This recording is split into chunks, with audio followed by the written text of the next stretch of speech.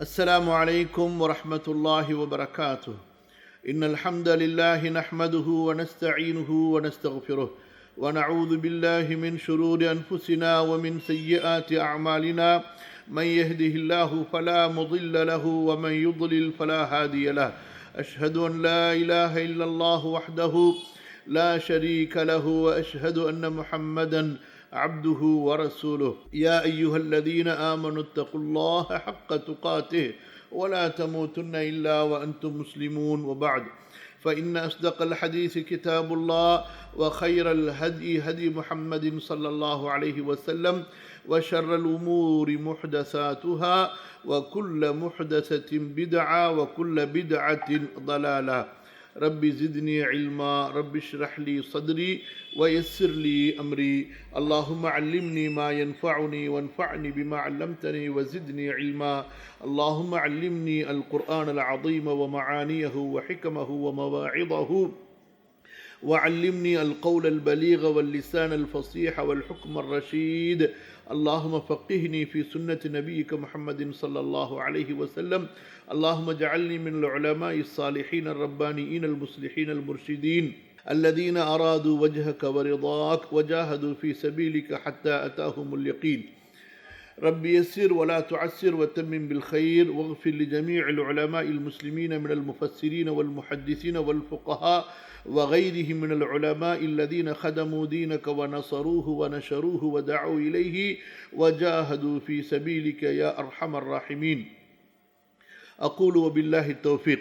கண்ணியத்திற்குரிய அல்லாஹ்வின் அடியார்களே, அன்பிற்குரிய சகோதரர்களே சகோதரிகளே, அல்ஹம்துலில்லாஹ், அல் குர்ஆனுடைய சூறாக்களில் சூரத்துல் அலக் என்ற இறக்கப்பட்ட வரிசையின்படி முதல் அத்தியாயத்தின் விளக்கங்களை படித்ததற்கு பிறகு அதனுடைய பாடங்கள் படிப்பினைகளை நாம் பார்த்து வருகின்றோம். அதில் அல்ஹம்துலில்லாஹ் ஒரு அமர்வு நமக்கு நிறைவுற்றிருக்கிறது. இன்ஷா அல்லாஹ் இந்த இரண்டாவது அமர்விலே முடிந்த அளவு இந்த சூறாவின் படிப்பினைகள் பாடங்களை நாம் கற்றுக்கொள்ள முயற்சி செய்வோம்.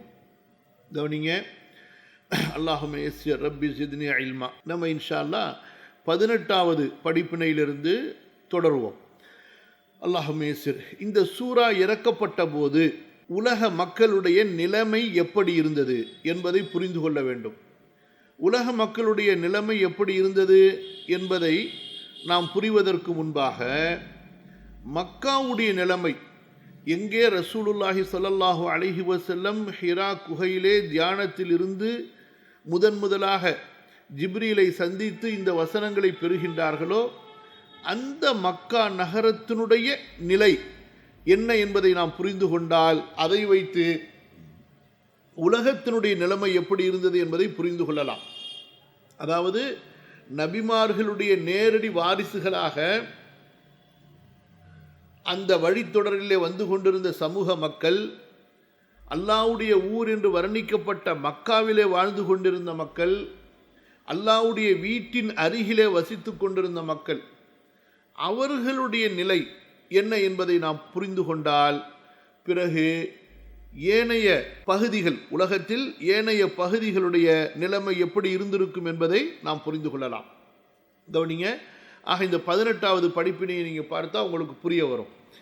ஊர்களில் இறைவனுக்காக தேர்ந்தெடுக்கப்பட்ட ஊர், அது எந்த ஊர்? மக்கா. அந்த ஊரே சிலை வணக்கத்தில் மூழ்கி இருந்தது. அரபிய தீபகற்பத்தில் சிலை வணக்கத்தினுடைய முன்னோடியாக அந்த மக்கா திகழ்ந்திருந்தது. இன்றைக்கு எப்படி இன்றைய இந்தியாவுடைய முஷ்ரிக்குகளுக்கு காசி, அதே போல் தமிழ்நாட்டில் மதுரை, கும்பகோணம், சிதம்பரம் போன்ற கோயில்கள் மிக பிரபலமாக இருக்கின்றனவோ, அந்த மாதிரி மக்கா நகரம் சிலை வணக்கத்தினுடைய அஸ்திவாரமாக, சிலை வணக்கத்தினுடைய அடித்தளமாக, சிலை வணக்கத்தில் மூழ்கிய ஒரு கூடாரமாக இருந்தது.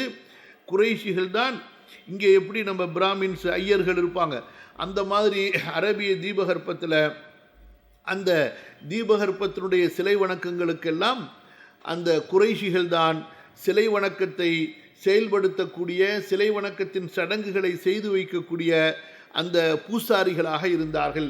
இவர்களிடமிருந்து தான் ஏனைய பூசாரிகள் எல்லாம் அந்த சிலை வணக்கத்தை கற்று சென்று சிலைகளுக்கான வழிபாடுகளை செய்யக்கூடிய அளவுக்கு நிலைமை மாறியிருந்தது. அல்லாஹு தஆலா நம்மை பாதுகாத்தான் ரசூலுல்லாஹி ஸல்லல்லாஹு அலைஹி வஸல்லம் அவர்கள் மூலமாக. கவனிங்க, அதான் நம்ம பார்க்குறோம், ஊர்களில் இறைவனுக்காக தேர்ந்தெடுக்கப்பட்ட ஊர் சிலை வணக்கத்தில் மூழ்கி இருந்தது. 19 இருபெரும் நபிகளின் வாரிசுகள் வழித்தோன்றர்கள் சிலை வணங்கிகளாக மாறிவிட்டிருந்தார்கள். 20 ஏக இறைவனாகிய அல்லாஹுவின் வழிபாட்டுக்காக மட்டும் கட்டப்பட்ட காபா ஆலயம் சிலைகளின் கூடாரமாக ஆக்கப்பட்டிருந்தது. 21 அங்கேயே நிலைமை அப்படி என்றால் மற்ற ஊர்களை பற்றி என்ன சொல்வது, எப்படி வர்ணிப்பது? சரியா? 22 சீர்திருத்தத்தின் மகத்தான புரட்சிக்கு, இப்படிப்பட்ட நிலையில் இருக்கின்ற உலக மக்களை சீர்திருத்துவதற்கு, அந்த மகத்தான புரட்சிக்கு அல்லாஹ் அருளிய முதல் வசனங்கள் தான் இந்த சூராவுடைய முதல் 5 வசனங்கள். இக்ரா பிஸ்மி ரப்பிக்கல் லதீ ஹலக் خلق الإنسان من علق اقرأ وربك الأكرم الذي علم بالقلم علم الإنسان ما لم يعلم. இவ்வளவு மகத்தான இந்த 5 வசனங்களை கொண்டு அல்லாஹ் சுப்ஹானஹு வ தஆலா இந்த சீர்திருத்தத்தினுடைய, தஅவாவுடைய, தப்லீகுடைய, இஸ்லாஹுடைய, தர்பியாவுடைய அந்த மகத்தான புரட்சியை ஆரம்பித்தான். நல்லா கவனிக்குமா, ஒரு வார்த்தையும் நீங்கள் ஆழமாக கவனிக்கணும். சும்மா பேருக்கு ஆன் பண்ணிட்டு உட்காந்துருந்துட்டு அங்கே எங்கே கவனிச்சுக்கிட்டு பார்த்துக்கிட்டு இருந்தீங்கன்னா பிரயோஜனம் கிடையாது. நமக்கு எவ்வளவு பேர் இந்த வகுப்பில் கலந்துக்கிறாங்கங்கிற எண்ணிக்கை எனக்கு நோக்கம் இல்லை. புரியுதா? ஒரு ஆளாக இருந்தாலும் உருப்படியான ஆளாக இருக்கணும், கேட்குறவங்களாக இருக்கணும், புரியக்கூடியவங்களாக இருக்கணும், புரிந்ததை உள்வாங்கக்கூடியவங்களாக இருக்கணும், உள்வாங்கியதை செயல்படுத்தக்கூடியவங்களாக இருக்கணும், செயல்படுத்தியதை பிறருக்கு எடுத்து சொல்லக்கூடியவங்களாக இருக்கணும். அப்படிப்பட்ட ஒரு ஆள் இருந்தால் கூட போதும், நமக்கு கூட்டம்னா தேவை கிடையாது. சரியா? அல்லாஹும்ம யஸ்ஸிர் ரப்பி ஜித்னி இல்மா, அல்லாஹும்ம யஸ்ஸிர், அல்லாஹும்ம வஃபிக், அல்லாஹும்ம யஸ்ஸிர், அல்லாஹும்ம வஃபிக் யா அர்ஹமர் ராஹிமீன். அப்போ இந்த 5 வசனங்கள் மொத்த மகத்தான சீர்திருத்தமாகிய இஸ்லாமிய மார்க்கத்திற்கு, அல்லாஹுடைய வேதத்திற்கு அடிப்படை வசனங்களாக இறக்கப்பட்டிருக்கிறது என்றால், இந்த வசனங்களுடைய முக்கியத்துவத்தை இதன் மூலமாக நாம் புரிந்து கொள்ள வேண்டும். அதுக்கு தான் நான் இந்த விஷயத்தை சொல்கிறேன். இந்த 5 வசனங்கள் என்பது எவ்வளவு முக்கியமானது. அல்லாஹு தஆலா நபித்துவமே இல்லாத காலத்தில், நல்லா கவனிங்க, நபித்துவம் முற்றிலும் முடிந்து போயிருந்த காலத்தில், இஸ்லாம் என்ற மார்க்கம் பூமியில் இல்லாமல் இருந்தபோது, அல்லாஹுடைய வழிபாடு இல்லாமல் இருந்தபோது, சிலை வணக்கங்களால் உலக மக்கள் மூழ்கி இருந்தபோது, அவர்களையெல்லாம் மீட்டெடுப்பதற்காக தௌஹீத், அல்லாஹ் ஒருவனை மட்டுமே வணங்க வேண்டும் என்ற அந்த ஓரிரை கொள்கை, ஒழுக்கம், மறுமை பாதை என்ற அதில் அவர்களை மீட்டு கொண்டு வருவதற்காக அல்லாஹு தஆலா இறக்கிய மகத்தான அடிப்படை அஸ்திவாரமான வசனங்கள் தான் இந்த 5 வசனங்கள் என்றால், இந்த வசனங்களுடைய முக்கியத்துவத்தை நாம் புரிய வேண்டும், அதை நாம் சிந்திக்க வேண்டும். இன்று முஸ்லிம்கள் அல்லாஹ்வுடைய வேதத்தை மறந்தவர்களாக, அலட்சியம் செய்தவர்களாக இருக்கின்றார்கள் என்பதற்கு பல உதாரணங்களை சொல்லலாம். அதில் ஒரு உதாரணம், நீங்கள் உங்கள் குடும்பத்தில் ஒரு டெஸ்ட் வைங்க. நீங்கள் உங்கள் குடும்பத்தில் ஒரு டெஸ்ட், ஒரு பரீட்சை வைங்க. உங்களுடைய குடும்பத்தார்களில் ஒரு 20 பேரை நீங்கள் தேர்ந்தெடுங்க.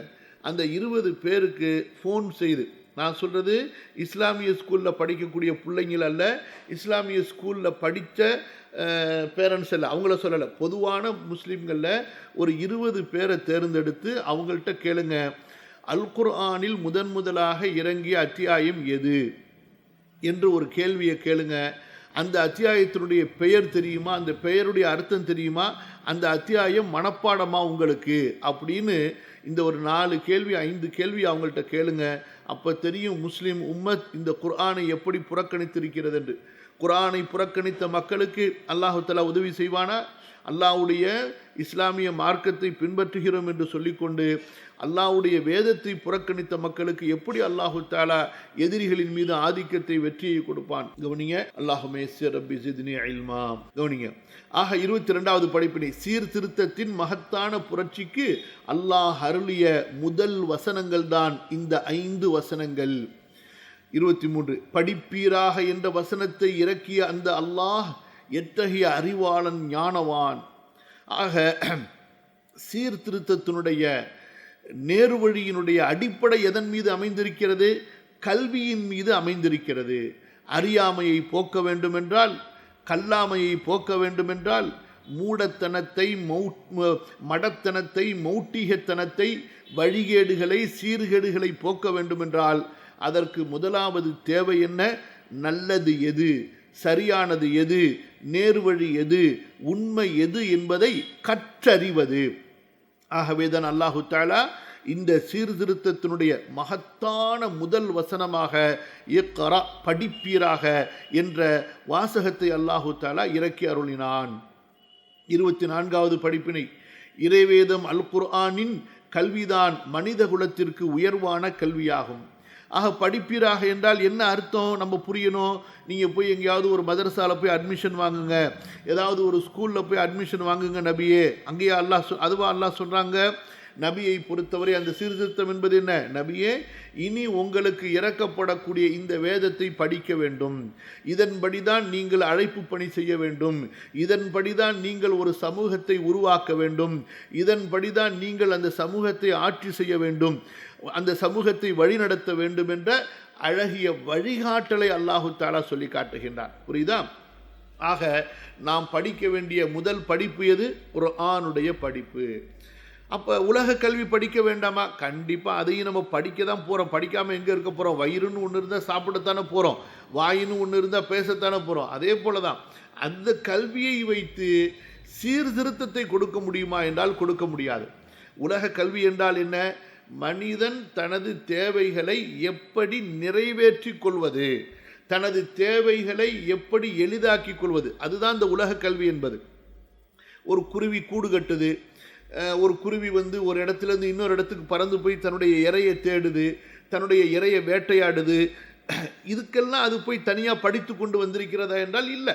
தான் அம்மாவிடத்திலிருந்து அதை கற்றுக்கொள்கிறது, தன்னை சூழ்ந்து இருக்கக்கூடிய சக மிருகங்களிடமிருந்து அது கற்றுக்கொண்டு அப்படியே வளர்ந்து கொண்டே வருகிறது. மனிதனை பொறுத்த வரைக்கும் அதற்கும் மேலாக சில படிப்பு, சில கல்வி என்ற அந்த தேவை ஏற்படுகின்றது. உலக தேவைகளை அவன் நிறைவேற்றிக் கொள்வதற்கும். இந்த கல்விகளெல்லாம் இல்லாத காலத்திலே மனிதன் வாழ்ந்தான். இந்த கல்விகள் எதற்காக? நம்முடைய தேவைகளை எளிதாக்கி கொடுப்பதற்காக, நம்முடைய தேவைகளை சுருக்கமாக்கி கொடுப்பதற்காக. அதனால் அந்த தேவைகளை நம்ம புறக்கணிக்கலை. இப்போ அந்த மாதிரி தேவைகளை படித்ததுனால தான், அந்த மாதிரியான தேவைகள் இலகுவாக்கப்பட்டதுனால தான் இன்றைக்கு நம்ம இந்த இன்டர்நெட்டில் பாடம் எடுக்கிறோம். இதை வைத்து உலகத்தில் உள்ள மக்கள் கேட்குறாங்க, அதை நம்ம ரெக்கார்டு பண்ணுறோம், திரும்ப அதை நம்ம பதிவேற்ற செய்கிறோம். காலங்காலத்துக்கு மக்கள் அதை கொண்டு பலன் பெறாங்க. ஆக இந்த கல்வி என்பது நமக்கு அவசியம். ஆனால் அது இல்லாமலும் வாழ்க்கையை ஓட்ட முடியுமா என்றால் ஓட்ட முடியும். ஆனால் குர்ஆனுடைய கல்வி இல்லாமல் வாழ்க்கையை ஓட்ட முடியாது. மனிதன் மனிதனாகவே வாழ முடியாது. ஆக மனிதன் மனிதனாக வாழ்வதற்கும், எந்த மறுமைக்காக படைக்கப்பட்டானோ அந்த மறுமையில் அவன் வெற்றி பெறுவதற்கும் அவனுக்கு குர்ஆனுடைய கல்வி தேவை. நல்ல கவனிங்க. குர்ஆனுடைய கல்வி நமக்கு எதற்கு தேவை? இந்த உலகத்தில் மனிதன் மனிதனாக வாழ்வதற்கும், தன்னை படைத்த இறைவனை அறிந்து அவனை வழிபடுவதற்கும், எந்த மறுமைக்காக படைக்கப்பட்டானோ அந்த மறுமையில் வெற்றி பெறுவதற்கும் கண்டிப்பாக நமக்கு இந்த குர்ஆனுடைய கல்வி தேவை. நல்ல கவனிங்க. சில விஷயங்களை சொல்லியிருக்கான், மனிதன் மனிதனாக வாழ்வதற்கும். அப்போ இந்த கல்வி இல்லை, உலக கல்விகள் இருக்குது, பொருளாதாரம் இருக்குது, எவ்வளவோ முன்னேற்றங்கள் இருக்குது, அறிவியல் கண்டுபிடிப்புகள் இருக்குது. மனிதன் மனிதனாக இருப்பானா? இருக்கவே மாட்டான். மிருகத்தை விட கேடுகட்டவனாக ஆயிடுவான். அவன் போட்டிருக்கிறது தான் கோட் சூட்டாக இருக்கும். ஆனால் அதே நேரத்தில் அவனுடைய செயல் காட்டில் இருக்கக்கூடிய கொடிய கீறி கிழித்து திங்கக்கூடிய, பாய்ந்து கொன்று திங்கக்கூடிய விலங்குகளை விட குணத்தால் கெட்டவனாக, மோசமானவனாக இருப்பான். அல்லாஹ் பாதுகாக்கணும். இன்றைய மேலை நாட்டுக்காரர்களுடைய ஆட்சி அதிகாரங்கள் அதற்கு நமக்கு உதாரணமாக சாட்சியாக இருக்கிறது. கவனிங்க. ஹைர். அப்போ நம்ம என்ன விளங்கிக்கிறோம் அந்த அந்த விஷயத்தை பாருங்கள். அல்லாஹ் சுப்ஹானஹு வ தஆலா இப்பேற்பட்ட ஒரு சீர்திருத்தத்துக்கு அவன் சொன்ன முதல் கட்டளை என்ன? படிப்பீராக. இது எதை அறிவிக்கிறது? அல்லாஹுடைய ஞானத்தை, அல்லாஹுடைய அறிவை அறிவிக்கிறது. கவனிங்க, படிப்பீராக என்ற வசனத்தை இறக்கிய அந்த அல்லாஹ் எத்தகைய அறிவாளன், எத்தகைய ஞானவான்.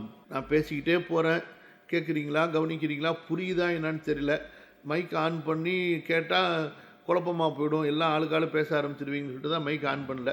அல்ஹம்துலில்லாஹ். கவனிங்க, துவா செஞ்சுக்கிட்டே உட்காருங்க. அல்லாஹ் எங்களுக்கு புரிய வை. அல்லாஹ் என்ன ஒரு அதாவது தத்துவத்துக்காக வேண்டி இந்த வகுப்புள்ள கருத்துகள் சொல்லப்படுதோ அதனுடைய உண்மையான சரியான கருத்தை எங்களுடைய உள்ளத்தில் பதிய வை அல்லாஹ் என்று அல்லாஹ்விடத்தில் துவா செய்யுங்க.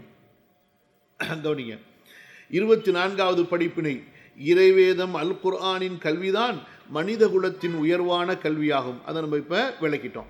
அடுத்து 25, மனிதனுக்கு இறைவன் அருளிய அறிவை கொண்டு. நல்லா கவனிங்க, மனிதனுக்கு இறைவன் அருளிய அறிவை கொண்டு அனுபவத்தை வைத்து படைப்புகளை ஆராய்ந்து பெறப்படும் கல்வி மனித வசதிகளை அடைவதற்கும் புதிய பொருள்களை உருவாக்குவதற்கும் தேவைகளை இலகுவாக்குவதற்கும் பயன்படுமே தவிர மனிதனை மனிதனாக்கவும் மனிதனை இறை அடியானாக ஆக்கவும் ஒழுக்கமுள்ள நீதிமானாக ஆக்கவும் எவ்வித பலனும் அளிக்காது.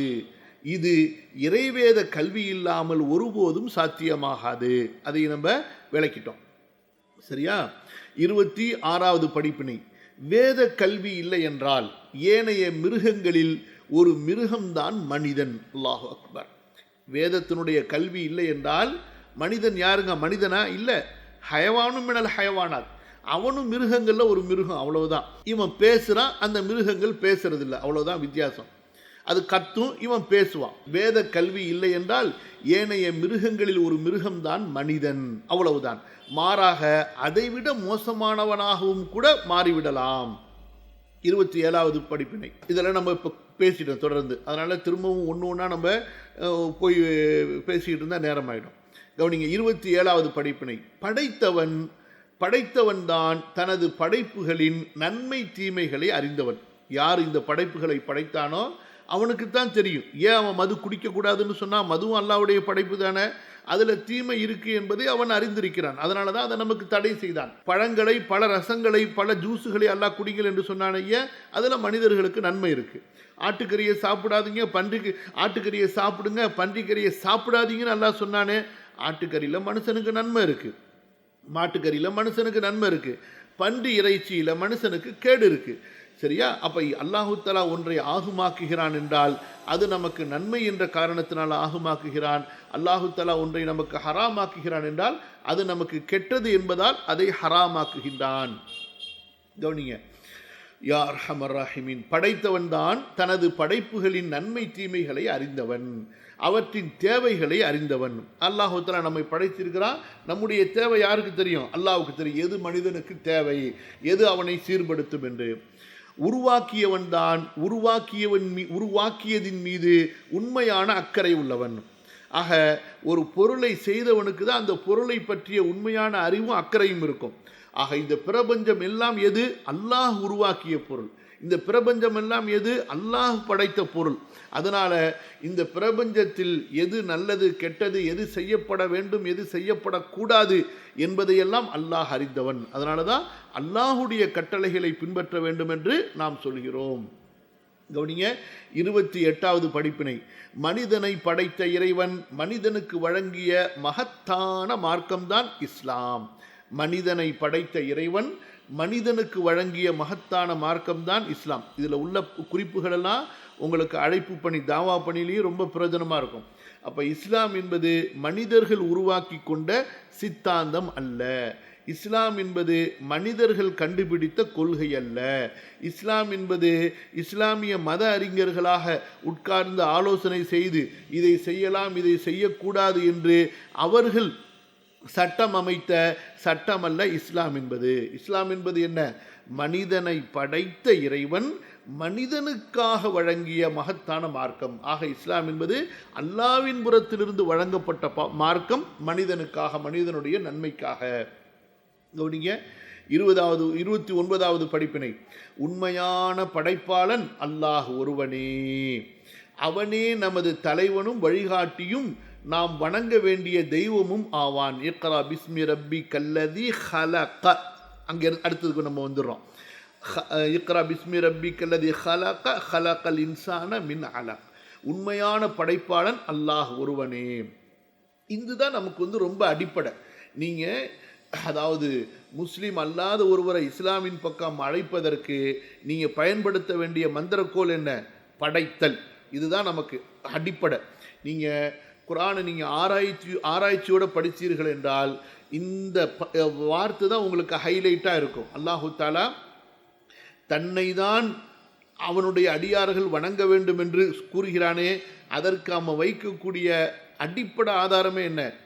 படைத்தவன் நான், என்னை விட்டு விட்டு நீ ஏன் வேறொருவரை வணங்குகிறாய்? அதுதான் அங்கே அடிப்படை கேள்வியே. புரியுதுங்களா? நிறைய ஆயத்துகள் ஹதீஸுகள் இருக்குது. நம்ம இப்போ எல்லாத்தையும் அதை ஓதுனோம்னா அப்புறம் திரும்ப இந்த ஒரு குறிப்புக்கே நம்ம அடுத்து ஒரு 4 அமர்வு போகணும். அதனால் நீங்கள் தேடுங்க, உட்காந்து சோம்பேறியாக இருக்காதீங்க. சட்டிப்பானையை உருட்டுறதை உட்காந்து விட்டுட்டு குர்ஆனுடைய பக்கங்களை பெரட்டுங்க. புரியுதா? எப்போ பார்த்தாலும் காலணிக்கு பிறந்ததுலேருந்து சட்டிப்பானை மௌத்தா போகிற வரைக்கும் ஒரே சட்டிப்பானையை உருட்ட வேண்டியது, சட்டிப்பானையை உருட்ட வேண்டியது, சமைக்க வேண்டியது, வெட்ட வேண்டியது, சாப்பிட வேண்டியது, தூங்க வேண்டியது, கழுவ வேண்டியது. இதுதான் வாழ்க்கையா? எதுக்கு தான் பிறந்தோமோ தெரில. சரியா? ஏதோ வாரத்தில் ஒரு நாள் சந்தோஷமாக ஏதாச்சும் ஆக்கி சாப்பிட்டுக்க வேண்டியது தான். தினைக்கு தான் நம்ம வீடுகள்லாம் எப்படி இருக்குன்னு சொன்னால் தினைக்கும் விசேஷமாக இருக்குங்க. அந்த காலத்தில் நம்முடைய முன்னோர்கள் கொஞ்ச காலம் வரைக்கும் கூட ஏதாவது வீட்டில் விசேஷம் அப்படின்னா தான் ஏதாவது நல்ல சாப்பாடு சாப்பிடுவாங்க. இன்றைக்கு பார்த்தீங்கன்னா தினைக்குமே விசேஷமாக தான் இருக்குது. ஒவ்வொருத்தருடைய வீடு எப்படி மாற்றப்பட்டிருக்குன்னு சொன்னால் ஹோட்டல் மாதிரி மெனு கார்டு இருக்கணும். உட்காந்தோடனே சாப்பாடு இருக்கணும், சாப்பாடுக்கு சால்னா இருக்கணும், சால்னாக்கு தொட்டுக்க இருக்கணும், சால்னாவில் கறி போட்டிருக்கணும், அப்புறம் பொரிச்சிருக்கணும், அப்புறம் கூட்டு இருக்கணும், அப்புறம் சால்னா மட்டும் இருந்தால் போதாது, ரசம் இருக்கணும், ரசம் இருந்தால் போதாது, தயிர் இருக்கணும், அப்புறம் ஊறுகாய் இருக்கணும், மிளகு இருக்கணும், மிளகு இருக்கணும், மண்டை இருக்கணும், மசாலா இருக்கணும். என்னத்தை தான் வாழ்க்கையை அல்லாதான் இந்த உக்கினுக்கு கொண்டு வயிறுக்கு சாப்பிட்றதுக்கு நோயாளியாக போகிறதுக்கு இவ்வளோ ஏற்பாடு பண்ணிக்கிட்டு இருக்கிறோம். யா அல்லாஹ், மறுமைக்காக வாழக்கூடிய மக்களாக எங்களை ஆக்கி வை யா அல்லாஹ். எஞ்சி இருக்கக்கூடிய வாழ்க்கையை உனக்காக ஏற்றுக்கொள் யா அல்லாஹ். இப்போ எப்படி துன்யான்னு வாழ்கிறோமோ ஆகிரத்துன்னு வாழணும். என்ன குடும்பம்னு வாழ்கிறோமா இல்லையா? அல்லாஹ் மறுமை ரசூலுல்லா, மறுமை அல்லாஹ் ரசூலுல்லா, மறுமை சஹாபாக்கள், இப்படின்னு வாழணும். புரிஞ்சா? ஆலிம்சா நீ சொல்லு ஆலிம்சா, உனக்கு என்ன ஆலிம்சா? சில பேர் வீட்டில் கேட்குறாங்களாம், இந்த ஆலிம்சா என்ன ஊராக சுற்றிக்கிட்டே இருக்காரு, இவருக்கு எங்கேருந்து காசு வருது, எங்கேருந்து பணம் வருது, யார் இவருக்கு ஃபண்டு பண்ணுறா? இவர் பாட்டுக்கு ஊராக சுற்றுறாரு, பயான் பண்ணுறேங்கிறாரு, அந்த ஊருக்கு போகிறாரு, இந்த ஊருக்கு போகிறாரு, அந்த ஊர் பள்ளிவாசலில் ஃபோட்டோ பிடிச்சி போகிறாரு, இந்த ஊர் பள்ளிவாசலில் ஃபோட்டோ பிடிச்சி போகிறாரு, அங்கே பயன் பண்ண போகிறேங்கிறாரு, இங்கே பயன் பண்ண போகிறேங்கிறாரு, இவருக்கு எப்படி காசு வருது அப்படின்னு சில பேர் யோசிக்கிறாங்களாம். அதாவது இப்படி யோசிக்கிறவங்க இல்லை, எப்படி யோசிக்கிறவங்க, என்னடா இந்த ஆலிம்சா இப்படி ஊராக போகிறாரு, இவ்வளோ வேலை செய்கிறாரு, சரி இவருடைய நிறுவனத்துக்கு நம்ம ஏதாவது உதவி செய்யும், அப்படி யோசிக்கிறது கிடையாது. எப்படி யோசிக்கிறாங்க பார்த்தீங்களா? இப்படி தான் இவர் எங்கேருந்து காசு வருது அப்படின்னு யோசிக்கிறாங்க. பரவாயில்ல, யோசிச்சுட்டு போய்ட்டோம். அல்லாஹ் தான் கொடுக்குறான், ரப்பு தான் கொடுக்குறான். ரப்புக்காக வேண்டி ஆகிட்டா ரப்பு கொடுக்க போகிறான், அவ்வளோதான். நம்ம தமிழ் மக்கள் எப்படி யோசிக்கிறாங்கிறதுக்காண்டி சொல்ல வரேன். அல்லாஹுமே ரப்பி ஜித்னி இல்மா. நம்ம தமிழ் மக்கள் இருக்காங்களே, இந்த அக்பர் பீர்பால் கதை மாதிரி. அந்த கதை என்ன தெரியுமா? சொல்கிறேன் கேளுங்க. டீ குடிக்கிற நேரத்தில் சொல்லிடுறேன், நீங்களும் டீ குடிச்சிக்கிட்டே கேளுங்க. இந்த அக்பர் பீர்பால் கதை எப்படின்னா, அக்பர் சொன்னாராம், என் நாட்டு மக்கள் என் மேலே ரொம்ப விசுவாசமாக இருக்காங்க, ரொம்ப அளப்பெரிய ஒரு நேசத்தோடு இருக்கிறாங்க அப்படின்னு சொல்லிட்டு. அப்போ பீர்பால் சொன்னாராம், அட முட்டாள் மன்னரே, முட்டாளுங்கிறது பிராக்கெட்டில், அட முட்டாள் மன்னரே, நீ ஏமாந்து போயிருக்க, அப்போல்லாம் ஒன்றும் கிடையாது அப்படின்னு. இல்லை, கண்டிப்பாக என் மக்கள் நான் சொன்னால் கேட்பாங்க அப்படின்னு சொல்லிட்டு. அப்போ பீர்பால் சொன்னாராம், சரி மன்னரே, ஒரு டெஸ்ட்டு வைப்போம். நீங்கள் உங்கள் அரண்மனையில் ஒரு நல்ல ஒரு ஹவுது, இந்த ஒழு செய்கிறதுக்கெலாம் பள்ளிவாசலில் இருக்கும்ல, அந்த மாதிரி ஹவுது கட்ட சொல்லுங்கன்னாங்களாம். சரின்னு சொல்லி சொன்ன உடனே ஹவுது கட்டிட்டாங்களாம்.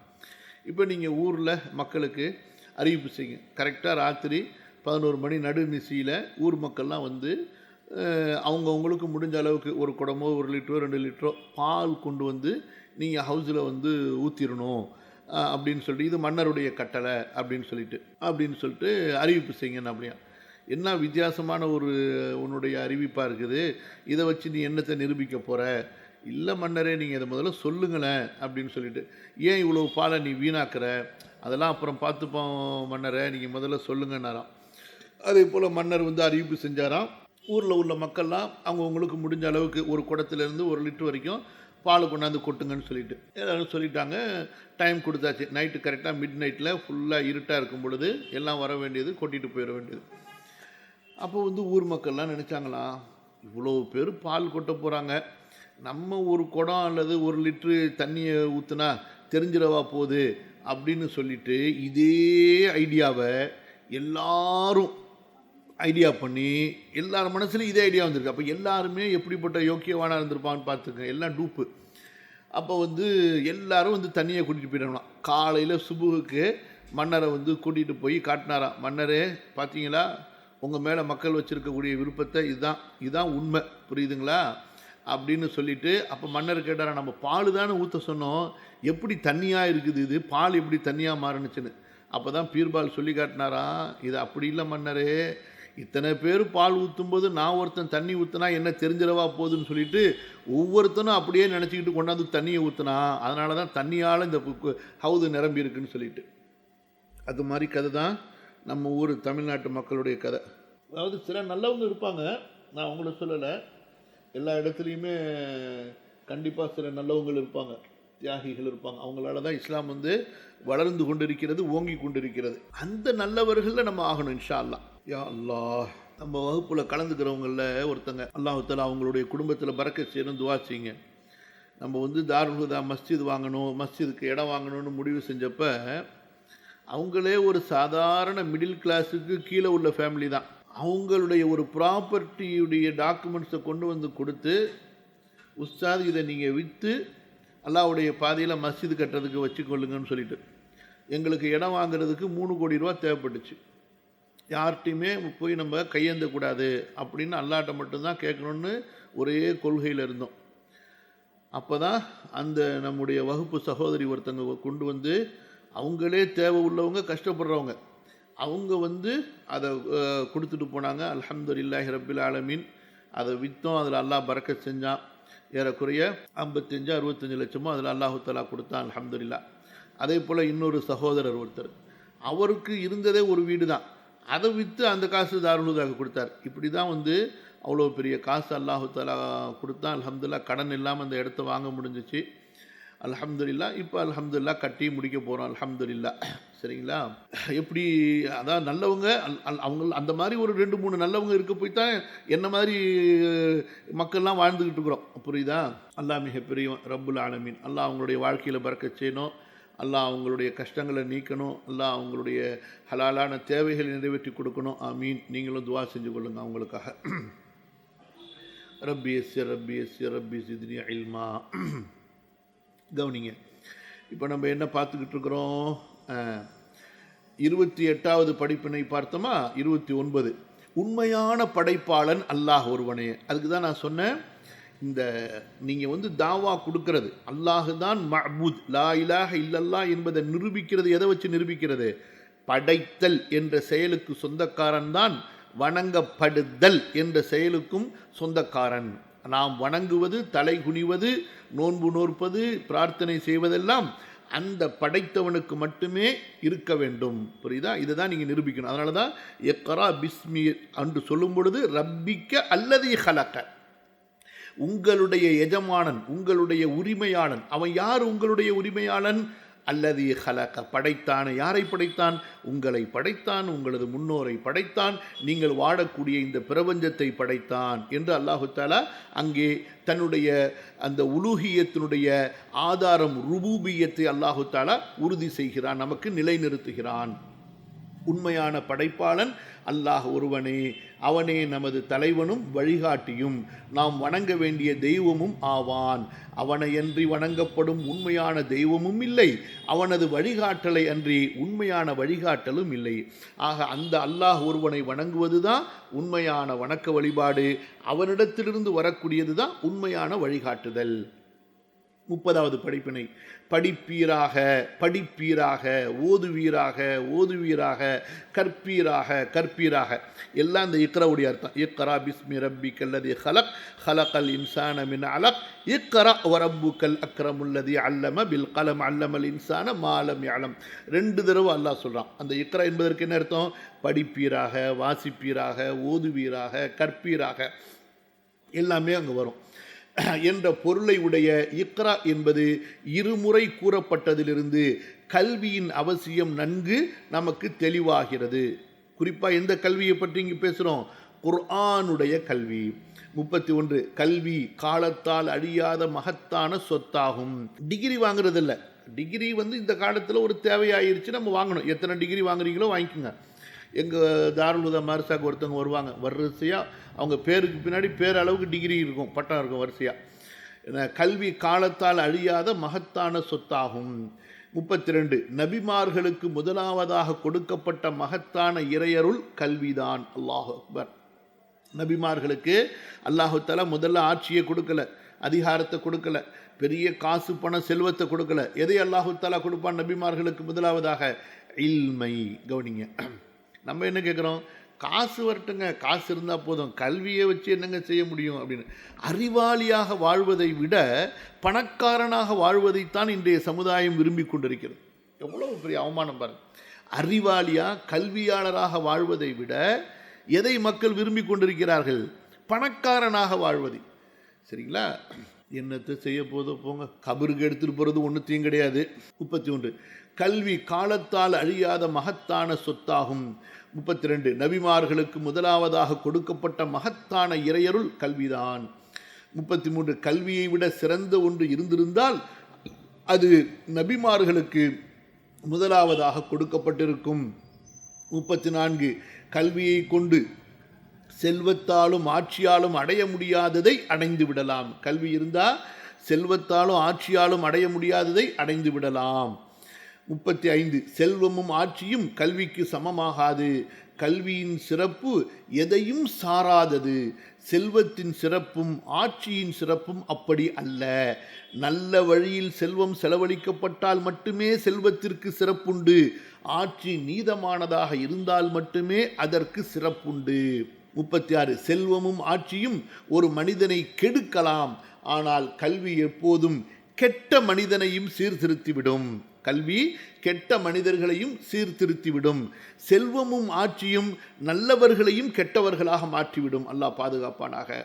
37 எல்லோரையும் சீர்திருத்தும் மகத்தான ஆயுதம் கல்விதான். எல்லோரையும் சீர்திருத்துவதற்கு பயன்படுத்தக்கூடிய மகத்தான ஆயுதம் எது? இந்த வேப்பன்ஸ் அல்ல, இல்ம், கல்வி என்ற வேப்பன். கவனிங்க. 37 எல்லோரையும் சீர்திருத்தும் மகத்தான ஆயுதம் கல்வியாகும். 38 இறை பயத்துடன் நியாய தீர்ப்பு நாளின் பயத்துடன் கூடிய கல்விதான் இஸ்லாம் கூறுகின்ற கல்வி. அடுத்து வந்துடுவோம். கல்விங்கிறது எந்த கல்வி? பட்டம் பட்டமாக வாங்குறோமே, ராத்திரி ஃபுல்லாக படிச்சுட்டு பரீட்சை எழுதி, அதுவா? அது ஒரு படிப்பு, அது ஒரு அறிவு. அந்த அறிவோடு சேர்ந்த கல்வி என்பது என்ன? இறை பயத்துடன், தக்வாவுடன், நியாய தீர்ப்பு நாள், மறுமை பயத்துடன் கூடிய கல்விதான் இஸ்லாம் கூறுகின்ற கல்வி. எல்லா கல்வியிலையும் அது சேர்க்கப்பட வேண்டும். 39 மனிதன் தனது அறிவாற்றலால் உருவாக்குகின்ற கல்வியை எப்படி நேரான பாதையில் நேர்மையான நோக்கத்திற்கு பயன்படுத்த வேண்டும் என்ற நெறியை கற்றுத்தரக்கூடிய ஒன்றுதான் குர்ஆன் போதிக்கும் கல்வி. எவ்வளோ முக்கியம் பாருங்கள். இந்த பாயிண்ட்டை நல்லா படிங்க. மனிதன் தனது அறிவாற்றலால் உருவாக்குகின்ற கல்வி. இன்ஜினியரிங் இருக்குது, இன்ஜினியரிங்கில் நூற்றுக்கணக்கான படிப்பு இருக்குது, அப்புறம் மற்ற படிப்பு இருக்குதா இல்லையா? மனிதன் தனது அறிவாற்றலால் உருவாக்குகின்ற கல்வியை எப்படி நேரான பாதையில் நேர்மையான நோக்கத்திற்கு பயன்படுத்த வேண்டும் என்ற நெறியை கற்றுத்தரக்கூடிய மகத்தான ஒன்றுதான் குர்ஆன் போதிக்கக்கூடிய கல்வி. 40வது படிப்பினை ஒட்டகமும் ஆடு மேய்த்து கொண்டிருந்த இடையர்களை உலகை ஆளும் அரசர்களாக, மக்களை வழிநடத்தும் தலைவர்களாக, மனிதர்களை தூய்மைப்படுத்தும் ஆசான்களாக உருவாக்கி உலக இறுதி நாள் வரை வரும் மக்களுக்கும் ஆட்சியாளர்களுக்கும் வழிகாட்டும் நட்சத்திரங்களாக மாற்றி அற்புதம் படைத்த ஒன்றுதான் குர்ஆன் கொடுத்த கல்வி. அல்லாஹ் அக்பர். குர்ஆனுடைய கல்வி எப்பேற்பட்ட கல்வி? ஒட்டகமும் ஆடும் மேய்த்து கொண்டிருந்த இடையர்களை உலகை ஆளும் அரசர்களாக, மக்களை வழிநடத்தும் தலைவர்களாக, மனிதர்களை தூய்மைப்படுத்தும் ஆசான்களாக உருவாக்கி உலக இறுதி நாள் வரை வரும் மக்களுக்கும் ஆட்சியாளர்களுக்கும் எல்லாருக்கும் வழிகாட்டும் நட்சத்திரங்களாக மாற்றி அற்புதம் படைத்த ஒன்றுதான் குர்ஆன் கொடுத்த கல்வி. இன்று முஸ்லிம்கள் ஏன் மட்டமானவர்களாக ஆகிவிட்டார்கள்? ஏன் இன்று முஸ்லிம்கள் இழிவடைந்திருக்கிறார்கள்? குர்ஆனை கையில் எடுக்கவில்லை, குர்ஆனுடைய கல்வியை கையில் எடுக்கவில்லை. குர்ஆனை அழகான குரலில் ஓதக்கூடியவர்கள் இருக்கிறார்கள். ஆனால் அந்த குர்ஆனை கொண்டு சீர்திருத்தம் செய்யக்கூடிய, அழைப்பு செய்யக்கூடிய, அந்த குர்ஆனை கொண்டு தன்னையும் சமுதாயத்தையும் மாற்றக்கூடிய சீர்திருத்தவாதிகள் இல்லை. காரிகள் இருக்கிறாங்க, யார் இல்லை? அந்த குர்ஆனை கொண்டு போதிப்பவர்கள் இல்லை. அதனால் அந்த போதனைகளை ஏற்றுக்கொள்ளக்கூடிய மக்கள் இல்லை முஸ்லிம்களில். அதனால தான் இன்று நம்ம இவ்வளவு இழிவடைந்து கேவலப்பட்டு கொண்டிருக்கிறோம். அல்லாஹு தஆலா நம்மை மன்னிப்பானாக, சீர்திருத்தம் செய்வானாக. சரி, இன்ஷா அல்லாஹ் 40வது படிப்பின வரைக்கும் போதும். 41 நம்ம இன்ஷா அல்லாஹ் மீண்டும் நாளைக்கு படிப்போம். ஜஸாக்குமுல்லாஹு ஹைரன், பாரக்கல்லாஹு ஃபீக்கும். அஸ்ஸலாமு அலைக்கும் வரஹ்மத்துல்லாஹ். اللهم ربنا تقبل منا إنك أنت السميع العليم وتب علينا إنك أنت التواب الرحيم. سبحانك اللهم وبحمدك أشهد أن لا إله إلا أنت أستغفرك وأتوب إليك. والسلام عليكم ورحمة الله وبركاته.